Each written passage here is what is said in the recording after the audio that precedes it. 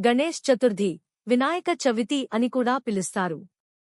ఇది విఘ్నాలను తొలగించే గణపతి జన్మదినోత్సవం.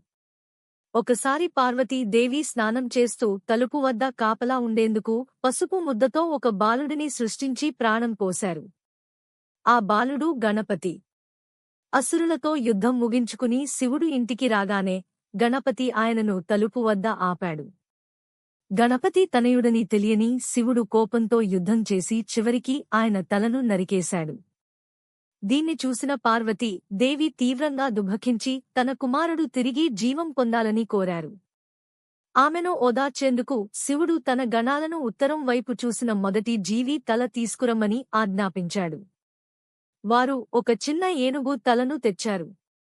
ఆ తలను బాలుడి శరీరంపై అమర్చిన శివుడు గణపతిని మళ్లీ బ్రతికించాడు.